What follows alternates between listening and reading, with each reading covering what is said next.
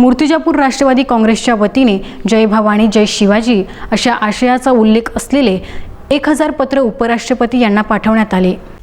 खासदार उदयनराजे भोसले यांनी राज्यसभेमध्ये नुकतीच शपथ घेतली असून त्यावेळी या समारंभात जय भवानी जय शिवराय अशा जयघोषाचा उल्लेख करण्यात आला होता। या विरोधात आक्षेप घेत उपराष्ट्रपती व्यंकय्या नायडू यांनी हे माझे सदन आहे, तुमचे घर नाही असे तंबी देऊन वाद चिघळविण्याचा प्रकार केला असल्याने सत्ताधारी नेत्यांना छत्रपती शिवाजी महाराज हे नाममात्र निवडणुकीपुरते आदरणीय वाटतात। उपराष्ट्रपती व्यंकय्या नायडू यांना शिवाजी महाराज यांचा विसर होऊ नये यासाठी राष्ट्रवादी युवक काँग्रेसच्या वतीने 20 लाख पत्र जय भवानी जय शिवाजी या आशयाचे पाठविणे असल्याचा संकल्प आहे। याच अनुषंगाने अकोला राष्ट्रवादीचे जिल्हाध्यक्ष शिवा मोहोळ यांच्या सूचनेवरून मूर्तिजापूर तालुका राष्ट्रवादी युवक काँग्रेसच्या वतीने जय भवानी जय शिवाजी या आशयाचे जवळपास 1000 पत्र दिनांक 27 जुलै रोजी मूर्तिजापूर टपाल कार्यालयातून पाठविण्यात आले आहे। आज जे व्यंकय्या नायडूने शिवाजी महाराजचे बद्दल ते राजेले जेव्हा शपथविधीत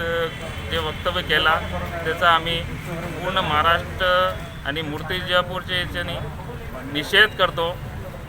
ते चुकीचं काम केलेलं त्यांनी आम्ही राजेबद्दल कोणताही शब्द ऐकू नाही शकत। आपल्या देशाचे उपराष्ट्रपती श्री व्यंकय्या नायडू यांनी आपल्या महाराष्ट्राचे दैवत श्री शिवाजी महाराज यांच्याबद्दल जे अपशब्द बोलले त्यांचा आम्ही राष्ट्रवादी युवक काँग्रेसतर्फे निषेध करतो आणि आमचे जिल्हाध्यक्ष श्री शिवाभाऊ मोहोळ यांनी 20 लाख पत्र श्री व्यंकय्या नायडू यांना पाठवायचं जे संकल्प घेतलेला आहे त्या संकल्पात आम्ही सगळे मूर्तिजापूर तालुक्याचे युवक काँग्रेसचे सगळे कार्यकर्ते त्यांना समर्थन देतो आणि असा यापुढे कोणताही गैरप्रकार कोणत्याही नेत्याने करू नये, अन्यथा आम्ही याच्यापेक्षाही मोठा पाऊल तीव्र आंदोलन उचलू शकतो।